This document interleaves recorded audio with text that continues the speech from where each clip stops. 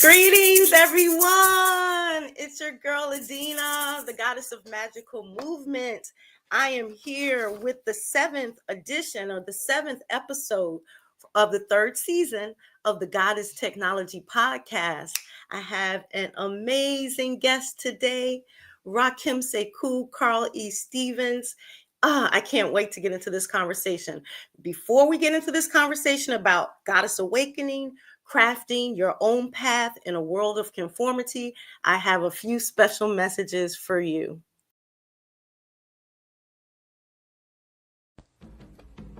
Discover the joy of movement and sisterhood with Belly Dancers of Color Collective. No dance experience? No problem. All bodies are welcome here. Let's heal together. Connect with your sacred feminine essence in a safe space filled with love and support. Join us for belly dance, yoga, and mind, booty, and soul events.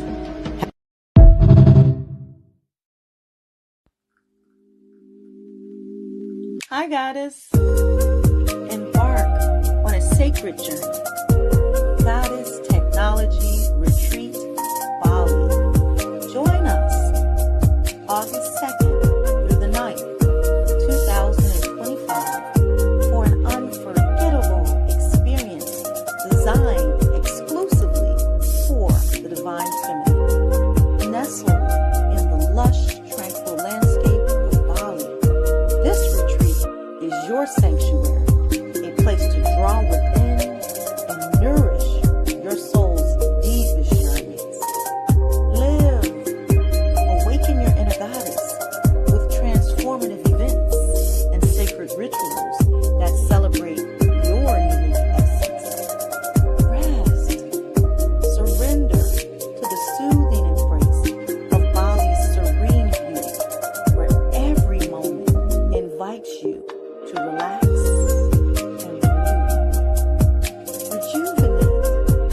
Engage in holistic practices that revitalize your body, mind, and spirit, leaving you refreshed and empowered. Embrace your journey of self-discovery and transformation, emerging as the radiant, empowered being that you are. Join a circle of like-minded women on this sacred path where ancient wisdom meets modern technology to elevate your divine femininity. Reserve your space today. Step into a world where you can truly live, rest, rejuvenate, become, and of course have fun. The Goddess Technology Retreat Bali is where your journey to wholeness expands. For more information, reserve your spot today. Visit our website at bit.ly/Let's Talk About Bali. bit.ly/Let's Talk About Bali.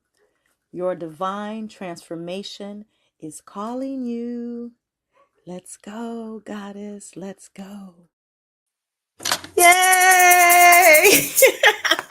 Thank you for taking a moment to watch that.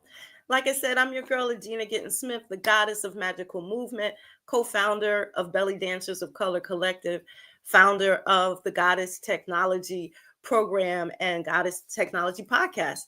I have the absolute pleasure to welcome to the podcast today, Rakhem Seku. Rakhem Seku, Carl E. Stevens, is an author. He's a metaphysician. He's a father.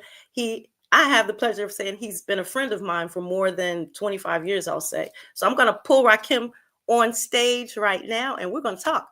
Rakhem, I got a couple of my favorite books of yours with me today. I got this one and this one. Oh, yeah, those are goodies. Yes. Welcome. How you doing? I'm doing good. Thanks for having me on. I appreciate it. Thank you for agreeing. Now, we've talked a couple times like this over the years, So it's good to get a refresher and to sit with you. You've been a Yeah. teacher of mine, not just a friend, but I've learned so much from you. You've been a great teacher of mine. I would say, really, in these last 10 years, we've deepened into a whole nother level of understanding, expansion, and awareness. So I really do welcome the opportunity to share you with my world. All right. Yes. So today we're talking about goddess awakening and crafting our own path or your own path in a world of conformity. Before we get into that, I want to talk about little Carl. Like when you were a little boy, I often talk about this when with the ladies and people that I talk to. When you think of little Rakhem or little Carl, what prepared him for the path that Rakhem Seku is on today? Man, that's a great question. Um, there's a lot of different influences in my life. Uh, Mm-hmm. you know, in terms of my mother, one thing I really appreciate about her is that she didn't have me in religion. So Mm-hmm. she didn't believe in going to church every day and all that kind of stuff. And, Mm-hmm. I'm really thankful for that. I'm really not that fond of church culture. So besides the belief system and that kind of thing, I'm not really fond of the culture of the church. For me personally, it doesn't come off as an empowered system and an empowered culture. So I really, appreciate her being able to stand in her truth.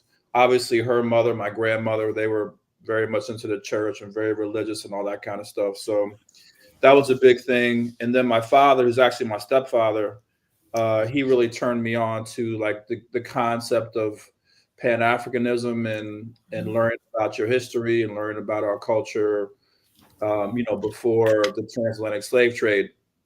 So that was big for me as well. He turned me on to a book when I was still in high school called Journey of the Songhai People. And, Hmm.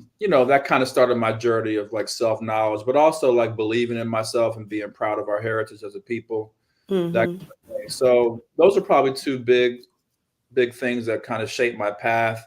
I ended up getting into metaphysics as a result of, looking into, our history and our culture. So metaphysics was kind of close to African spirituality and had some connections and ties to that. So that was a big deal for me as well. So those are two big factors in my journey. Thank you for that. That really shed a lot of light. I was picturing you, as little Carl back in the day, getting your enlightenments. So, Rakim, we've talked, and I call, well, you have your name up as Rakim Seku, so I call you Rakim. Yes, Um, that's a great name. it's a great name. I love it. It has a flow. It's a melodic to it.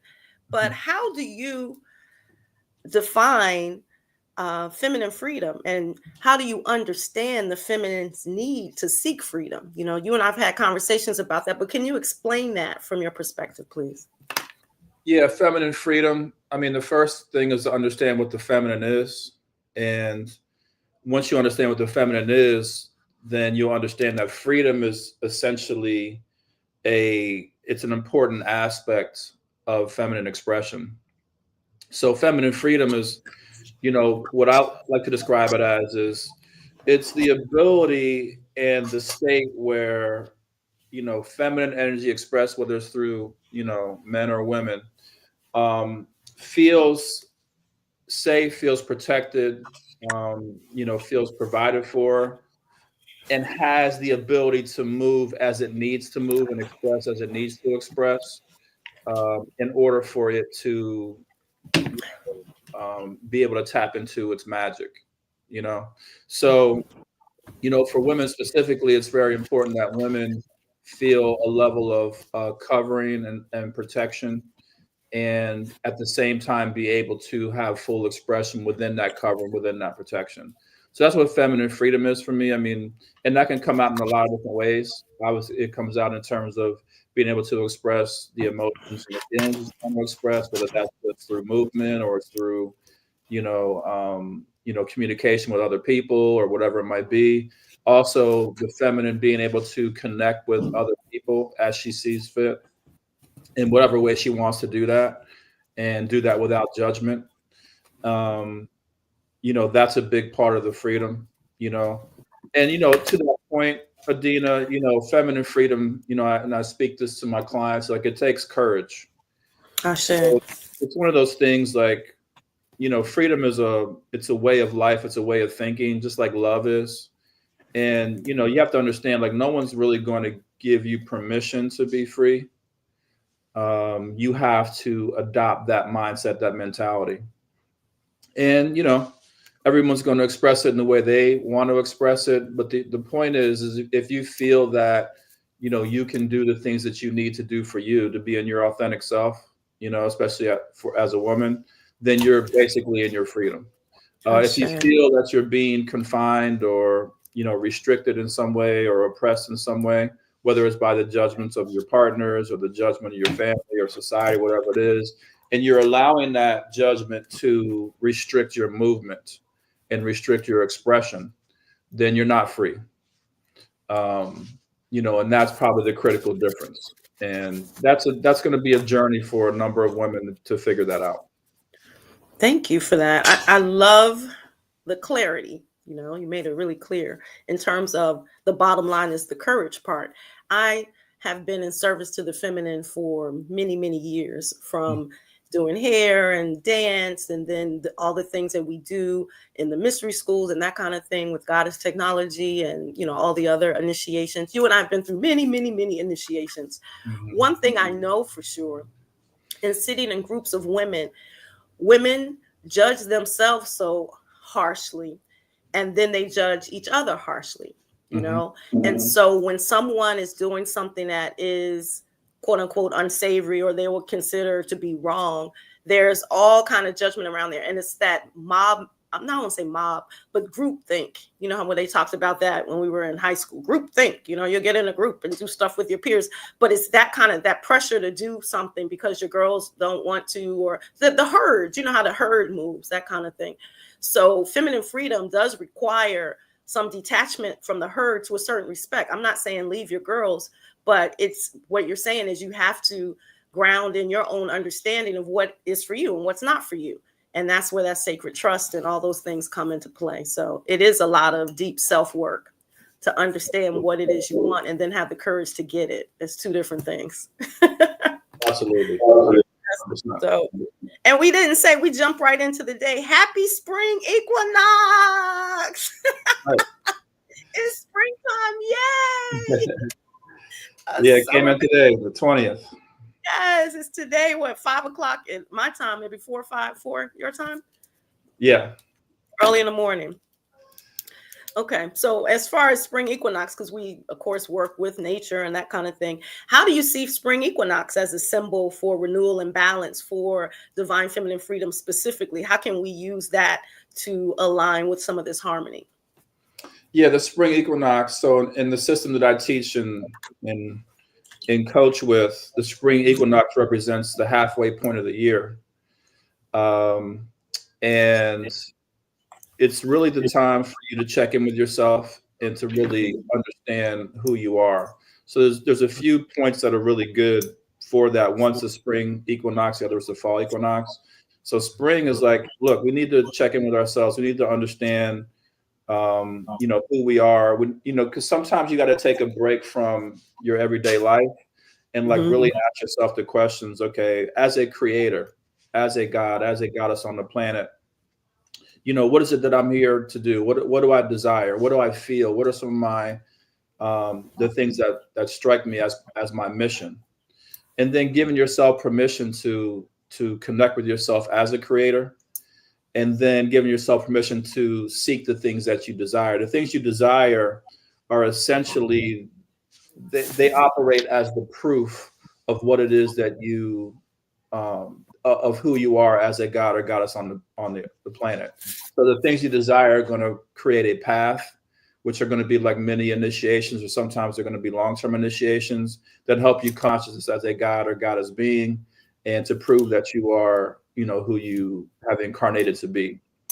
And so giving yourself permission to want the things that you want, and understanding that you are a god or goddess on the planet. So that's what the spring equinox is for. You're supposed to sit with that energy. You're supposed to sit in that energy. We do it for 4 days, starting on the 19th, and really take that into our spirit. And then once you come out of that 4-day period, we start to go into a different time of the year where you're going to be more externally expressive. And that's when you're going to actually, make choices and decisions that reflect who you are and what you desire to have in your life. And so the spring equinox is kind of that checkpoint, because, coming out of the winter time, the feminine phases of the year, those can be really challenging because you go deep into the depths of yourself. You go deep into, the shadow and your history and that kind of stuff. And there's a lot of things that come up for us during those times. And, we're really challenged during those times. And sometimes when you go into that period, you have a hard time coming out of it. There's a movie called Inception. And in one of the parts of the movie, they kind of go into, the, certain parts of their mind. It's almost like going to a trance experience, and you're living a reality inside of that experience. And you can forget that you're inside of that reality, that you actually have another life that you can come out of and come into. And it's similar when you go into the feminine, times of the year. The feminine times of the year are going to bring you into a different aspect of yourself, have you ask questions, challenge certain things, bring up some traumas and that kind of stuff. And then you have to deal with that. But then you've got to come out of it, because when you go into the masculine times of the year, you got to start implementing the things that reflect your life and your dreams and your desires. So, yeah, that's the spring equinox. It's a very important time of the year. Hopefully people can take the time to really, touch base with themselves. Ashe, thank you for all of that. I know in this last feminine cycle has been very powerful for me. All the way up until Monday, I was still finding out different things about myself. Like, I went to this new doctor and they did all the tests, right? Mm-hmm. All the tests, like the full thing, 19 vials of blood, right? Wow. And I know, right? What came back is that I'm gluten intolerant. I'm like, I didn't know that. And it's a genetic marker for my whole family. So in terms of the depths going in and finding out different things about myself, even on that level, that affects my diet, what I'm eating, what I'm becoming, it's been an amazing season just of self-discovery and healing. I told you, different things were shared and just growing and that kind of thing. So yes, I'm excited for the spring though, because winter for me personally is hard, but I'm excited for discovering new ways to even be more healthy in my body. So thank you for that. You mentioned when we first opened about sexuality a little bit, and I want to talk about sacred sexuality and how it can serve as a catalyst for personal transformation and a deeper connection really with the divine feminine essence. Oftentimes folks aren't seeing sex as sacred, it's very debased and just demoralized and that kind of thing, but just understanding it's our human right and how to embrace it, because that's the crux of a lot of this shaming and blaming and all that kind of stuff. So chat about that. Yeah, in terms of how sexuality can be support the feminine journey and discovery. Yes. Yeah, well, sexuality is one of the most, like you were mentioning, it's in our culture, it's really shamed. It's probably the most shamed thing about our culture is human sexuality. So it's shamed very harshly in religion. Like, religion has done, the amount of damage religion has done to who we are as sexual beings is almost immeasurable. You know what I'm saying? Even if religion disappeared today, it would probably take 50 generations for us to get out of what religion has done to us as human beings around our sexuality. But yeah, that's one of the initiations, is embracing who you are as a sexual being. When you look at from a metaphysical standpoint and a spiritual standpoint, your sexuality is deeply tied to your spirituality. But the question is, why is that? Why is sexuality? Why do some people say sexuality is tied to spirituality? Because spirituality is about the manipulation and channeling of energy.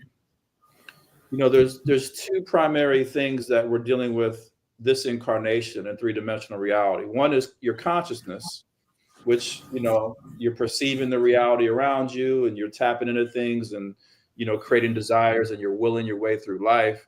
and the other part is energy.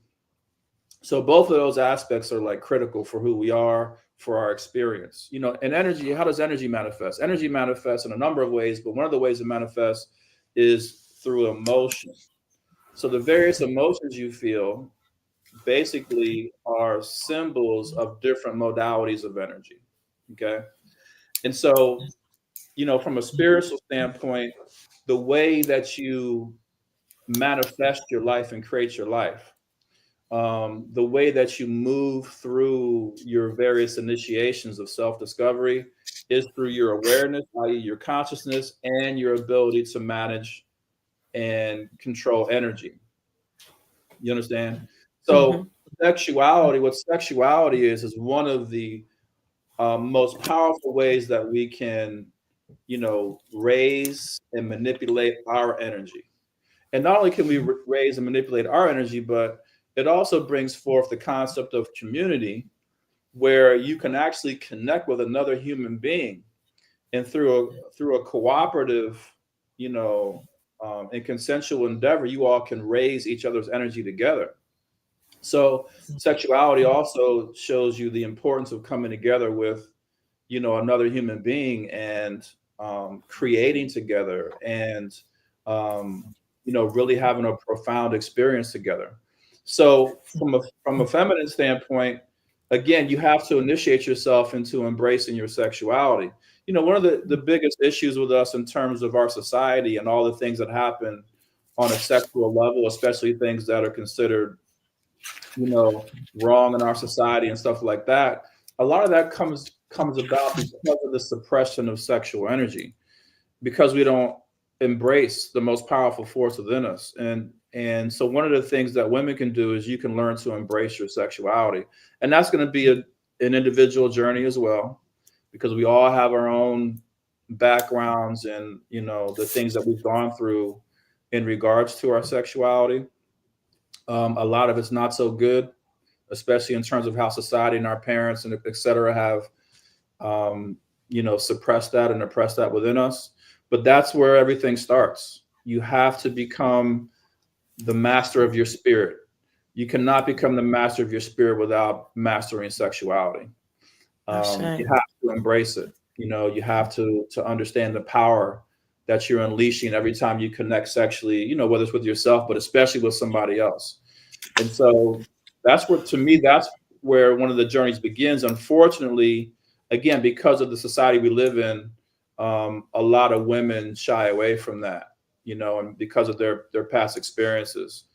But it's really where it starts. And I also say that in my journey personally, you know, working with women and clients and stuff, that a lot of women who have had, you know, sexual trauma in their life, whether it be through childhood or teenage years or young adult years, etc., they do end up being some of the most powerful women on the planet, not only embracing their own sexuality, but really being able to wield, you know, their power, their spirit, and, you know, tap it into their higher consciousness. And the reason why is because a lot of what people need to understand is that a lot of times when we go through trials and tribulations, and I know it's talked about in a very cliche way, but that's really an attempt by your spirit to unlock something deeper and more profound within you.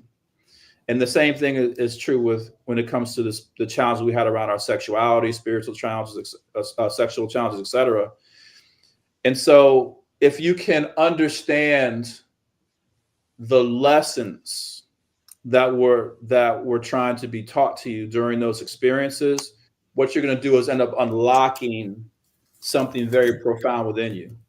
And so I will say that although our sexuality has been oppressed in this society, and like I said, generally not a good relationship with sex growing up, I do challenge people to look at some of the things they've gone through and try to understand it on a deeper level. Don't take it personally, but look at, if this were to be a lesson for me, if there was a superpower to be unlocked as a result of what I went through, what could that possibly be? And maybe start there and then go from there. That's a great way to ask that question, because then it's fun. It's like, ooh, superpowers. How can I find my superpowers? And that's really what it is if we look at it that way, reframing it.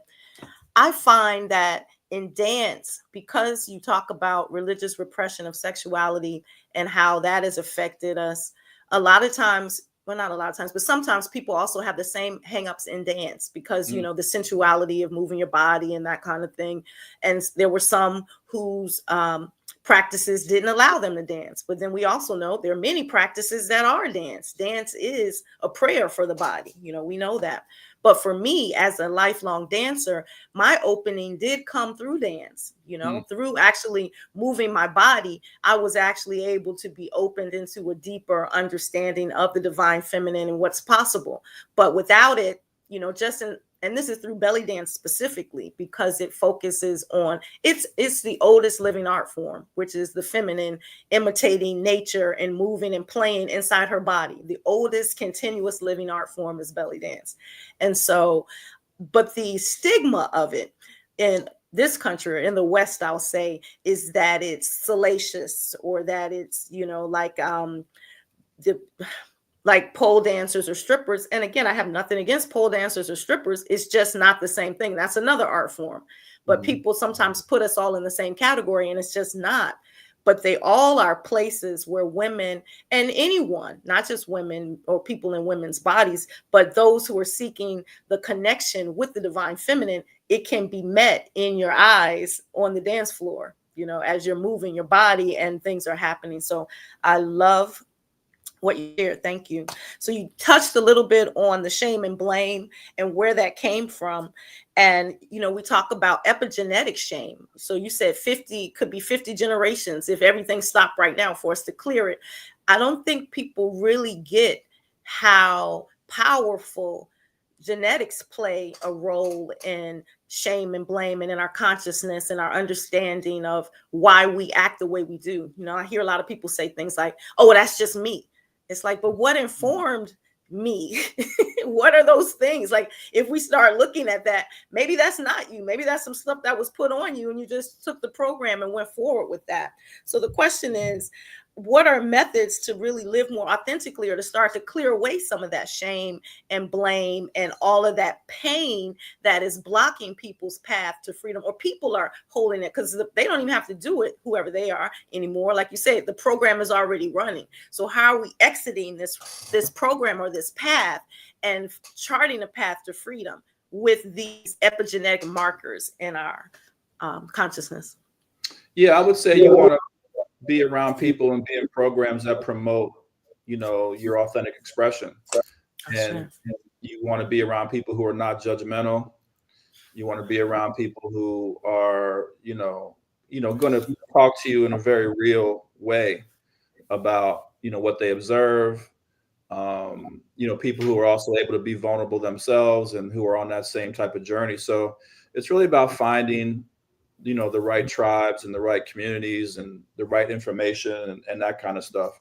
If you're around information that's judgmental of people, like groups of people, like all men do this or all women do that, or racist tropes or whatever, then you're on the wrong path in terms of finding your authentic self. Like you said earlier, then you get into like groupthink and all that kind of stuff. Everybody has their own individual expression. Everybody has their own individual, personal, spirituality and religious path that's just right for them. And you need to understand that, and people can support you in that. But at the end of the day, it's really about what works for you. So really being around folks who are going to be supportive of that. You can also utilize tools that help you just sit with yourself. So, meditation is a great tool for that, just to kind of quiet your mind, quiet the voices around you, quiet all the noise, and see the things that come to you. And when you're in meditative states, learn to listen and honor the things that are coming to you. You don't have to go out and do whatever you hear in meditation, but, allow yourself to honor it in terms of, okay, well, that was what came to me, and I'm going to, write it in my journal, or, take it seriously or whatever, or not just, dismiss it. Because you might get messages that tell you how you can go about living a more authentic life. but it's usually going to come outside of what you're used to and outside of things you're comfortable with. And so, you have to learn to honor your voice. And we all have that inner voice within us. We're all being told all the time, how to make a ton of money. We're being told how to have great relationships. We're being told how to solve a lot of the challenges we have, but we're not used to listening to those voices within us. And so, we end up judging those voices and dismissing them. And that ends up taking away from our power and our ability. So those are the two suggestions: being around, people who really support you and are non-judgmental, and then also getting into things like meditation. I love that. You mentioned tools, and one of my favorite tools that I learned from you was Bagua. I love Bagua. That has helped me so much understand myself and understand the world around me, understand whoever I'm dealing with. I'll pull their Bagua or look at some things or understand nature. It is such a beautiful tool. Oftentimes I talk about Bagua with people that I'm here on the show with, and Rakhem Seku literally wrote the book on Bagua astrology, which is a beautiful way to self-science ourselves and give you an archetype, but not just understand yourself, understand the environment and, the cycles and that kind of thing. So can you talk a little bit about folks using a tool like that? And let me give you my Bagua, and I'm sure you already know, I'm visionary mind, devotee spirit, and soldier body. And I know you are visionary mind, conservationist, leader spirit, conservationist body. I did it backwards. Oh yeah, other way around. Okay. Visionary mind, conservationist spirit, leader body. Yeah. Got it. So we both have the same mind, and then our our leader and devotee they're like cross, but they're there. That energy is there. So talk about Bagua a little bit as a tool for self-mastery and a tool that can help us really understand who we are. And as you talked about, finding out the things that you like and, what your base energy is and how that really is an amazing tool of power. Yeah. The Bagua system is based on something I came up with a long time ago, which is called the non-universal laws, which is like, there's basically 9 classifications of energy and consciousness in the entire world. And so the Bagua is basically saying, look, if we take our mind and we take our spirit or our emotional body and our physical body and figure out which one of those energies kind of governs each one of those areas, we can know ourselves a lot better. And so the Bagua is based on your date of birth and your sex assigned at birth. And what it's going to tell you is what your dominant tendencies are. So you're going to know how you tend to approach life and approach relationships and, how you tend to think about the world and which emotions that are you're most comfortable with, which emotions you tend to avoid and what you like physically, et cetera. So it kind of breaks that down. The reason why that's important is because oftentimes the challenges that we have are because we're leveraging our strengths too much. And we're trying to avoid our quote unquote weaknesses. So the thing about life is going to hit you all the time with all 9 of these energies. Sometimes it'll hit you with some more than others or whatever, different times of the year, the month or whatever. But you're going to experience all 9 the same way we experience all the seasons every year. You can't avoid summer and winter, no matter where you are. Like, you're going to experience it. That's how life is. And so, one of the things that we've done, in the mystery school and in a lot of my teachings is say, look, let's practice all 9 of these energies. Like, let's learn about them. Let's be aware of them, all that kind of stuff, so that we can at least recognize when life is asking us to bring that energy forward to be successful. You see what I'm saying? And so, if you know what your strengths and weaknesses are, what your dominant tendencies are, then you'll be able to exercise the other ones. And you'll also be able to tamp down or taper down, the things that you tend to overly use. Sometimes people say, well, this is just who I am. You see what I'm saying? And that's true. That's who you are. But, when you being that way is getting in the way of you achieving certain things in your life, you want to ask yourself, was that just who you are, or are you just leaning on something that feels good and that you're used to? Are you avoiding expressing other aspects of who you are? That kind of thing. You know, a lot of people, they, for example, will avoid leadership positions because they don't want to be, looked at as a person responsible. Or some Mm-hmm. people avoid, communicating with their loved ones or whatever because they don't want to get into a fight or argument or whatever, or be vulnerable. Like, these are all particular skills that really we all have access to, that we're all going to need, and we should recognize and develop those things. Your chart's very interesting, Adina, in that, your visionary mind, um, devotee spirit, and soldier body. And the interesting thing about your chart is that, we have these classifications within the chart. So one is like the feminine, the androgynous, and the masculine. Well, you have a representation in all three of those. The visionary is androgynous, the devotee is feminine, and the soldier is masculine, which means like, hey, you can jump into those energies as you need to jump into those energies. And you also have a representation in the dominant, neutral, and submissive energy classes. The visionary is a dominant archetype, the soldier is neutral, and the devotee is submissive. So you have a very rare placement where you have equal representation across all of those different categories. So the positive about that is that, like I said, you'll be able to jump into those when you need to. The negative about it is, you don't have one particular strength. So, you don't have this thing that you just tend to lean on and leverage in every single, situation. That's why you said to me yesterday, you all over the place. I was like, you're You right. can do anything like that. It's like the world's your oyster kind of deal. And so, you've seen people where they just kind of focus on one thing. They do it the same Mm-hmm. way over and over again. They might have a lot of success as a result of that. But, with you, like, you have all these options, Mm-hmm. and you're going to be pulled in different directions. You're going to be pulled to be submissive one day and then dominant the next, and neutral, be by yourself another day. Like, I you're going to say. have all those things, at play. So knowing that it'll just help you navigate your life. I say, I tell you, it saved me, because otherwise you just feel like you're going nuts, like, but it's like, okay, visionary, calm down.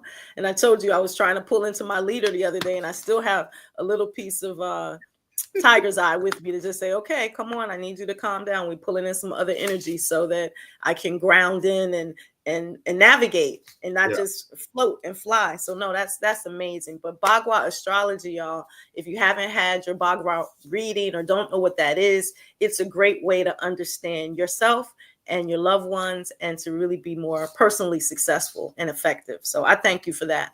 I thank you.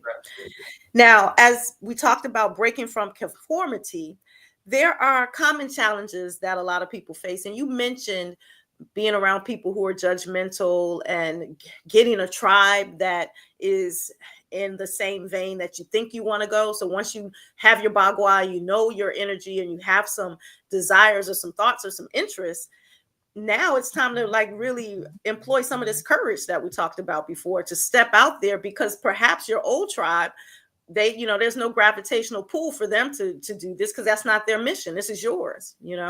So how would you say that the feminine can really overcome some of these obstacles as it pertains to conformity when they're ready? Well, yeah. So in terms of your tribe is just there for support. So you can't just stay inside your tribe. Your tribe's where you go, like, to lick your wounds and to be in fellowship and that kind of stuff. At some point, you have to go out into the world and, like, pursue your dreams, pursue your desires. You have to go into other circles, the judgmental circles and stuff like that. And those circles are important, and they're important because you need to be tested to see, well, are you about the life you say you're about? So when someone calls you out on your sexuality or the things you want to do, or your the goals and dreams you're pursuing, are you going to stand firm in that?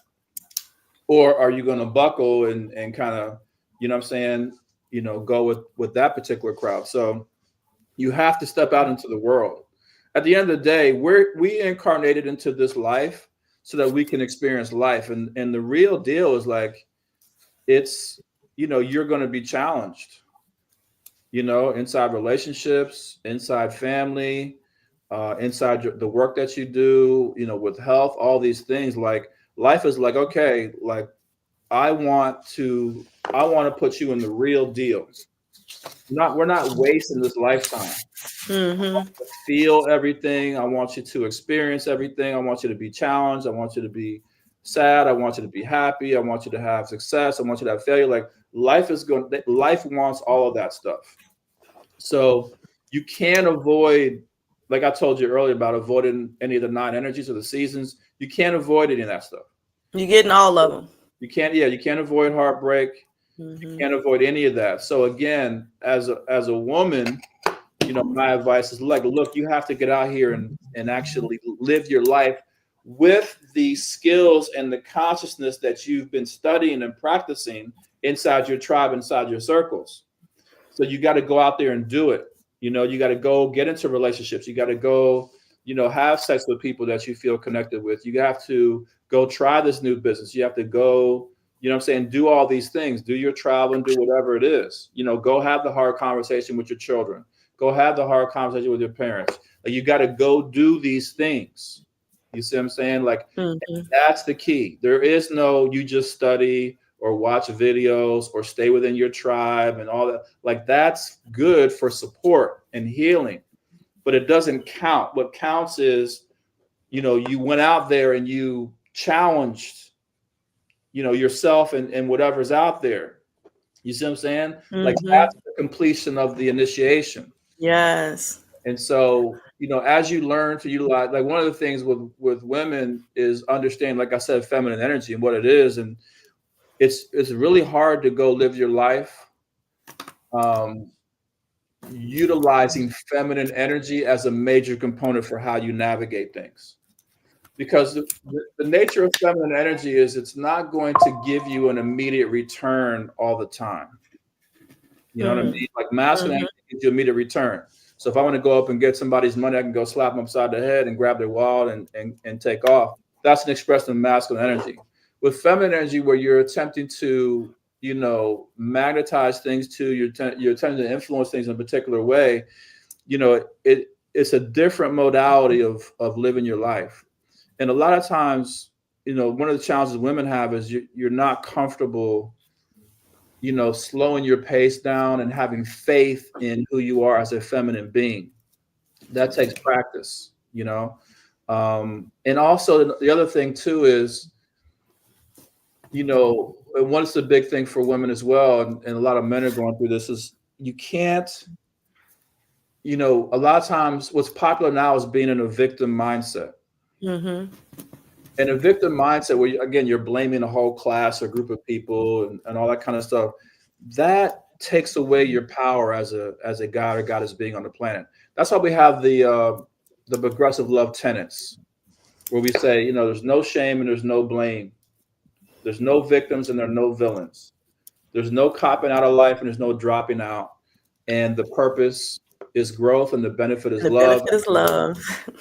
Yeah. Yeah, the benefit is love. Like the reason why you're living this life, the reason why you're challenging yourself, the reason why you're tapping into your power, so that you can learn to love yourself as a human and divine being. And from a feminine standpoint, as a feminine being, you want to love feminine energy and the fact that you have access to feminine energy. The only way you're going to love it, though, is you actually go out here and utilize it. So fix your relationship using feminine energy. Attract the perfect partner utilizing feminine energy. Spread joy and love, utilizing feminine energy. When you do that, when you see that happen, and you're out of victim mode, like blaming the world for whatever, that happen, you'll begin to love yourself. And the more you love yourself, the more you can get into your power, and it kind of creates a vortex of energy. And so that's the challenge is, you have to get out there and actually do it. I love that. I love what you said about folks just kind of staying in school, you know those folks who just stayed in college for 30 years, I'm gonna Yes, I take do. another course, I'm gonna get another degree, I'm gonna Yeah. go get this. I get that because I do that with my metaphysical studies. I'm always in something, learning something, listening to something. So I do that. But the point is you're doing that to do something, that's part of it. That's not the all of it. It's not just for you inside your head, it's for you in your life. Like, utilize it, step out and make some of these changes, walk in those directions. And again, that's the courage you talked about. That's the courage. So thank you. Now, you talked a lot about feminine energy. And as I was listening to you, I'm thinking people probably really don't know what that is. Like, they think it's looking cute and, maybe being docile or, something like that. Some, submissive. They have a very limited view of what feminine energy actually is. One thing I love about you, Rakhem, is as the divine masculine, you are one divine masculine who really knows what feminine energy is. You enjoy it, you leverage it, you utilize it, but you don't weaponize it. You harmonize with it. So I'm appreciative of that for you. But give the perspective from you. What is feminine energy for? And you've also, and Rakhem has trained many goddesses too. I would say you're a goddess maker, a reminder, a goddess waker. So tell folks what feminine energy is. Yeah, feminine energy is essentially an expression of energy that draws things to it. That's essentially what it is. There's three primary components to it. The most important component that women need to understand is that that power is a feminine principle. You know what I'm saying? When we talk about like feminine power and the power of this and the power of that, understand the word power and the definition of power. That is a feminine, that belongs to the feminine. So, like, women need to understand, like, when we say tap into your power, that word is essentially also saying tap into your femininity. Power is feminine by nature. That's what it is. So power means if I step into a room full of people and everybody turns and looks at me, and then people make way for me to come through and people bring me drinks and things of that nature. I didn't say anything. I didn't do anything. I made no commands. That's an example of what power is, right? Sure. So women need to have clarity on it. And here's the thing. I see a lot of women teaching about feminine energy and talking about it, and a lot of women's movements, and I really appreciate that. It's very important that that we have women that are out here teaching this stuff in groups and support and all that kind of stuff. But the challenge is that the nature of femininity and feminine energy is that it's not something that's easily understandable or viewed or sensed with the senses. It's mysterious by nature. That's why the masculine doesn't, men today, and we talk about the patriarchy, that's why it doesn't respect feminine energy, because at the end of the day, you can't really see it. It's hard to understand. So certain aspects of it that are identified, like you said, part of feminine energy is symmetry, which is, you can translate symmetry into, looking a particular way. So dressing up, looking beautiful, wearing certain colors, and all those types of things. But it's really symmetry. It's really an expression of geometry. So men can see that. People can see that. Oh, you're beautiful, and you're turning heads and that kind of stuff. But they don't understand the deeper meaning behind that. And so, what women need to understand, and what men need to learn to figure out as well is that part of feminine energy is its mystery, and it's just that's what makes it. That's why it has to be a study and a practice. You see what I'm saying? Because that's the magic. For the rest of our lives and for the rest of time, we will be discovering what feminine energy and consciousness actually are. I say it's not meant to be revealed. Right. You see what I'm saying? Yes. So, again, the down part about that, Adina, is that because it is a mystery and because people don't understand the metaphysics behind it, they're going to teach it in an incomplete way or just wrong. A lot of the teachings about feminine energy are just wrong. The good part about it is one, it's so powerful and healing when you embrace it.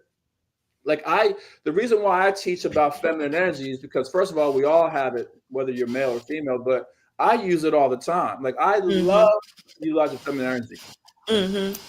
I've had people say like, "Oh, Rakhem, you don't really approach and this and that." Like, yeah, I don't need to because I utilize feminine energy. So I allow people to approach me. I allow opportunity to approach me. And that's me utilizing feminine energy. I just have a respect for it.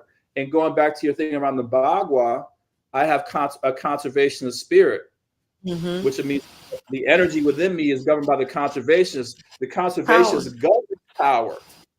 She's the feminine archetype. She governs power. She's Kali. You know what I'm saying? I utilize it naturally. Like I naturally love her. I embrace her. She's one of my favorite archetypes. You know what I'm saying? So like I have a kinship to her. Even though I have a leader body, which is the king, right? From an emotional standpoint and an energetic standpoint, and from a spiritual standpoint, I'm governed by Kali, by the conservation. So I love her energy, and it's amazing. So that's why I'm like, trying to explain to everyone why it's important for us to learn about it and embrace it. Do you feel that men really understand? Well, no, I know they don't, but let me ask this in a different way. How can men embrace more their feminine energy and understand that it's not about sexuality? I think they get all weirded out thinking I'm just going to only be the male archetypes. But again, we always say we're all of them. But you just gave a great example of how you utilize feminine energy as a masculine body person. Like it's power from masculine as well. Yeah, I really feel it's education, right? We just don't have education.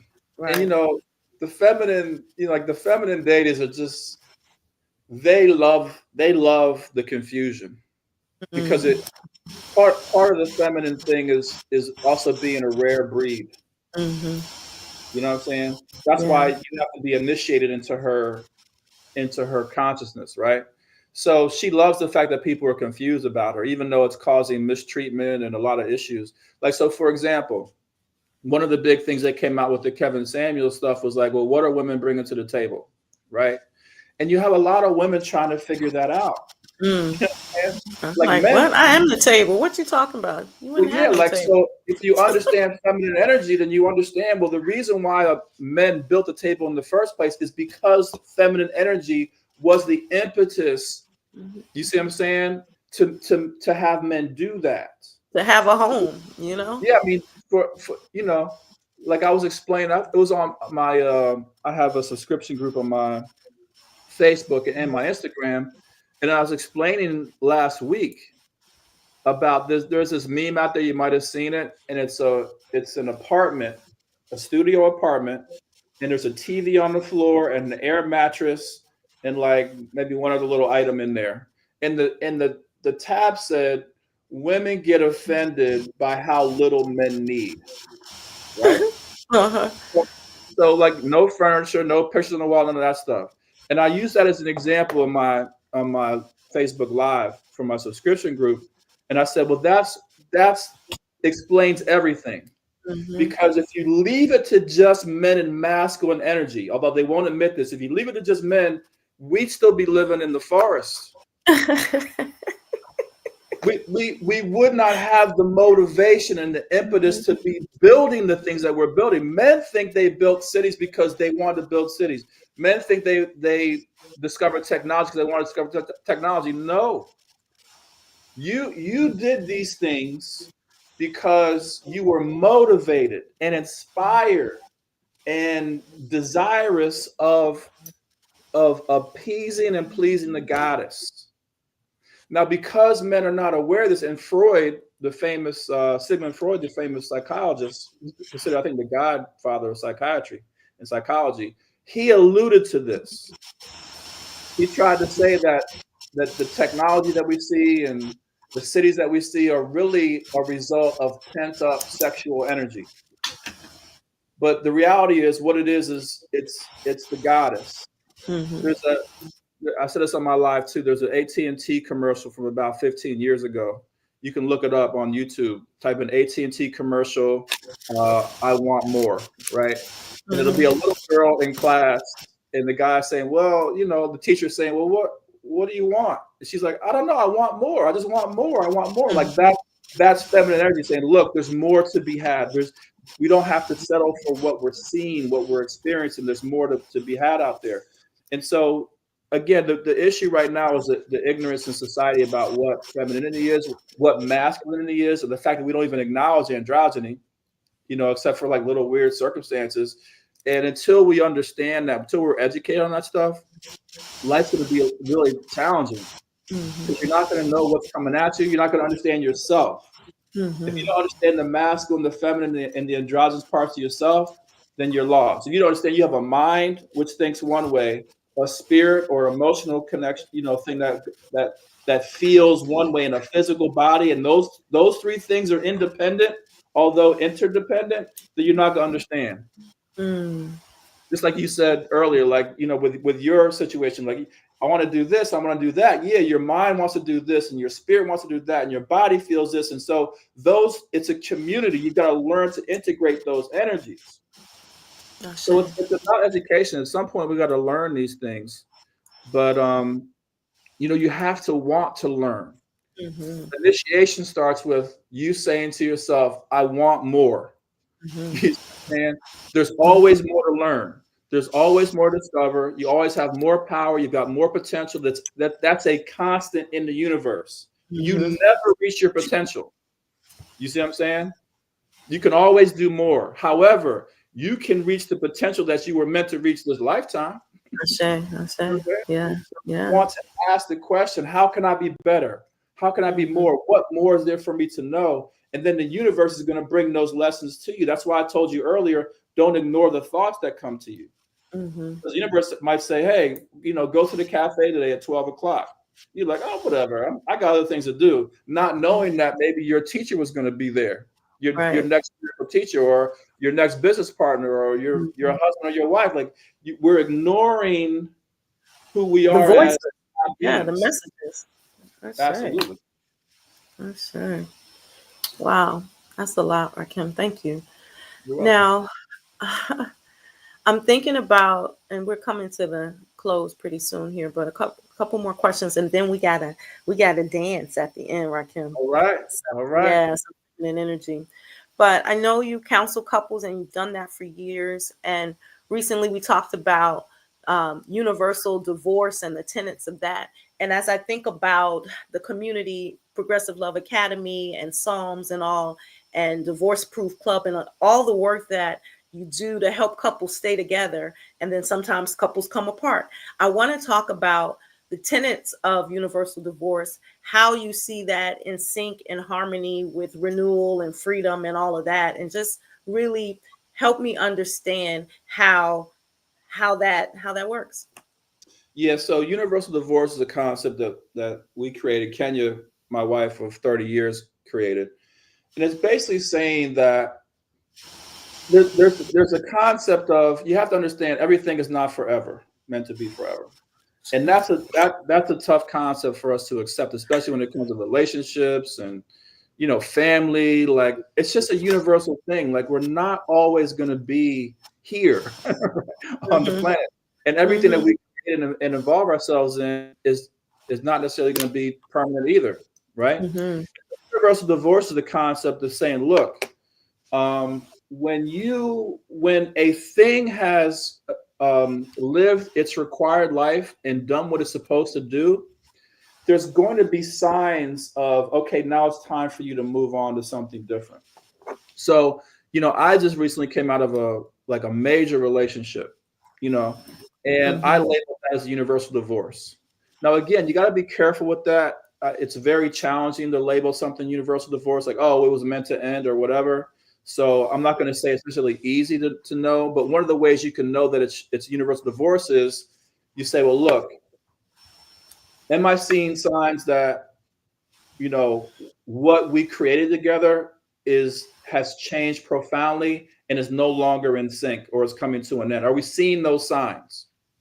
Right? Are we seeing signs that we're not, you know, connecting mentally and spiritually? Are we seeing signs we're not connecting sexually? Are we seeing signs that, you know, we want new things, right? So you can look at what's happening, you know, and try to assess it, right? And then you're saying, well, has anything profound come out of this situation that if I were to leave it today, I could say, man, like I really am on my path in a way that couldn't even imagine I would have been, right? And so with my situation, I looked at her situation. I'm like, in my opinion, my judgment, right? I'm like, man, she's really on this. She's found like her path, Mm-hmm. her passion, as compared to when I was in a relationship with her. It's like, no, you know, she was learning and different things and transitioning from a thing or whatever. But I could look at her life now, you know, at the end of our relationship and say she's really in a place where she's found her path Oh, that's beautiful.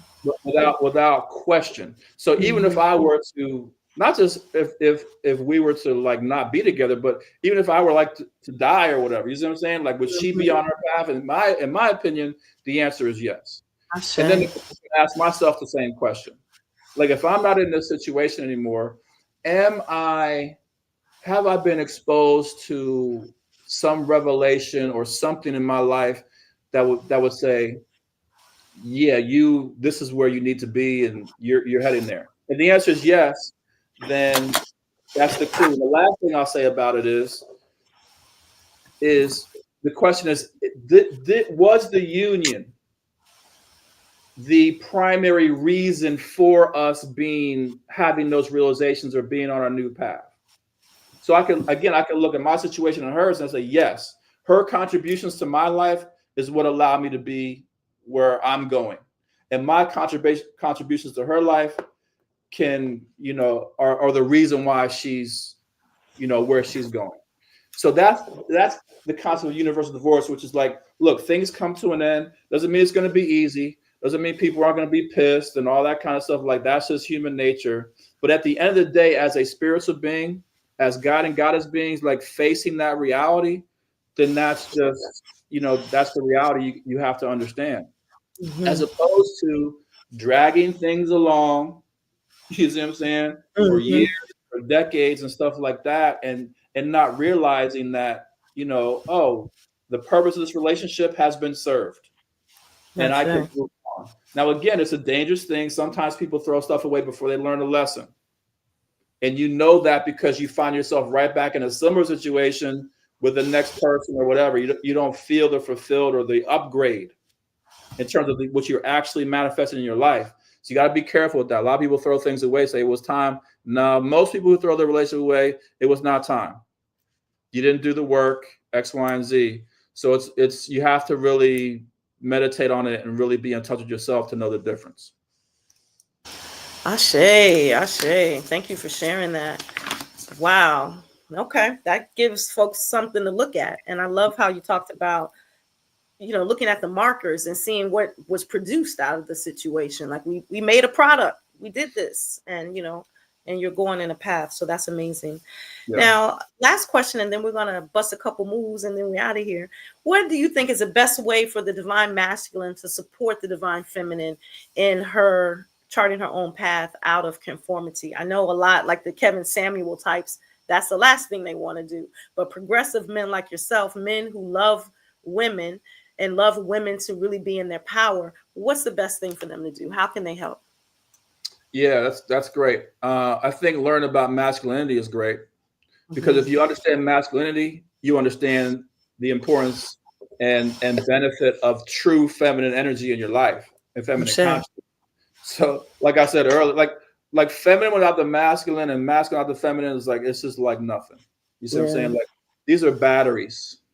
You know what I'm saying? So it's like, so studying masculine energy. And when you study masculine energy, you realize, you know what? In order for me to really maximize myself this lifetime, I need a feminine component that's really going to complement my particular mission. Same thing with women. Like you don't understand. Like you need the masculine as a what we call battery inside Progressive Love to really support you in going to the heights. Mm-hmm. You know, it's like with these rockets when you go in outer space.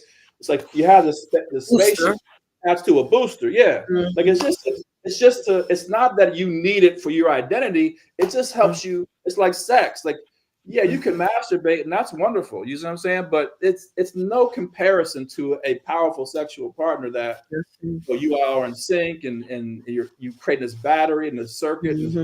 There's no comparison. No comparison. You just learn about masculine energy. The more you learn about that, the more you're going to respect feminine. You got to study feminine energy, right? Those are two book things you need to do as men. Active things you need to do as men, and every man on the planet needs to do this. You must forgive your mother. I say. We're all angry at our mothers. Now, why are we angry at our mothers? Like she fed us and birthed us and did all these things. It's not anything about what she did. It's not personal. Like she might have done some things, but it's not even about that. It's that you're naturally going to be angry at her because she had to protect you. And she had to do certain things that were going to hold your masculinity back, and you're going to blame her. You're going to feel a sense of blaming, within you. And you have to go ahead and let that out.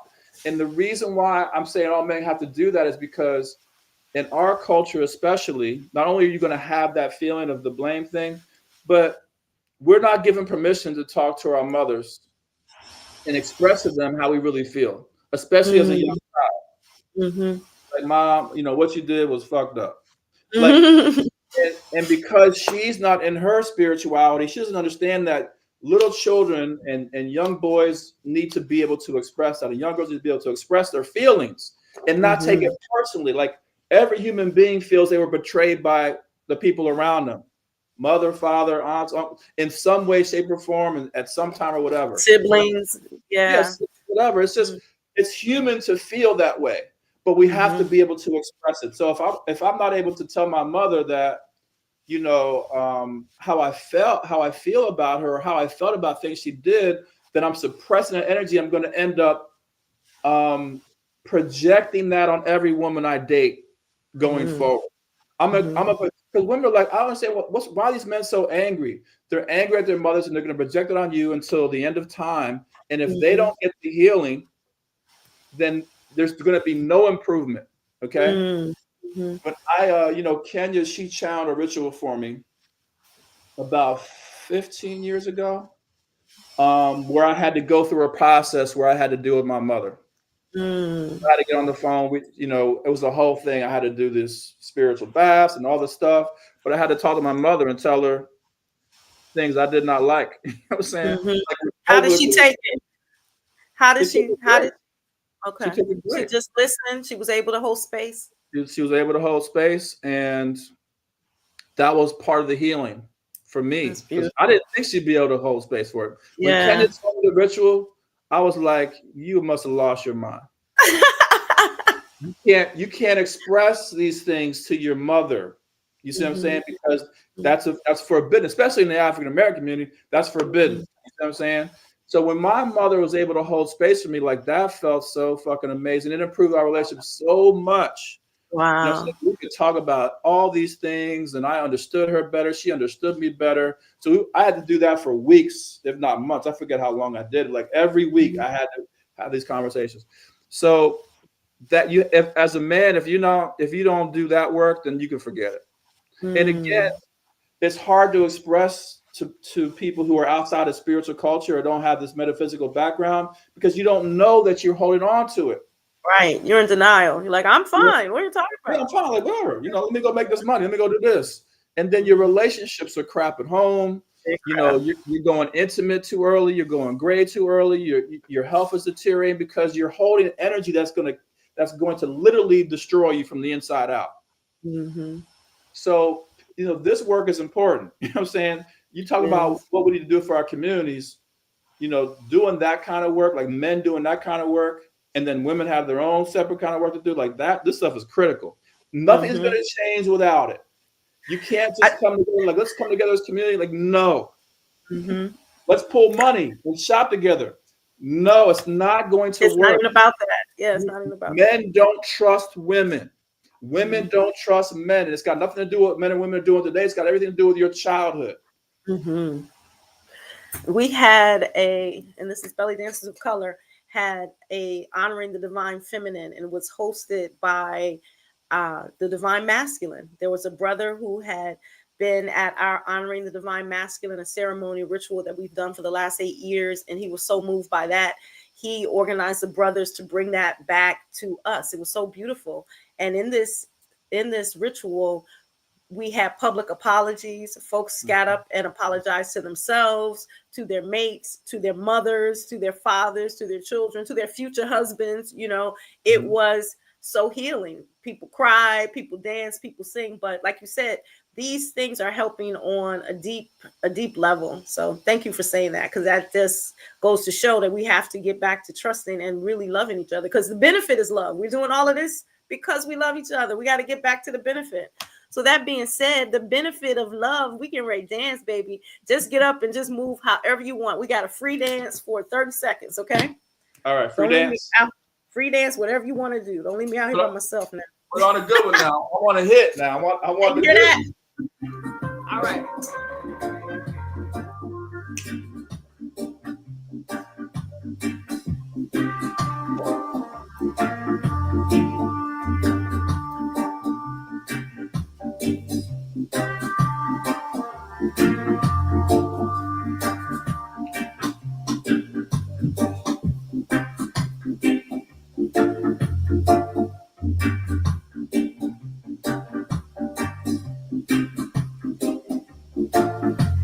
Yes.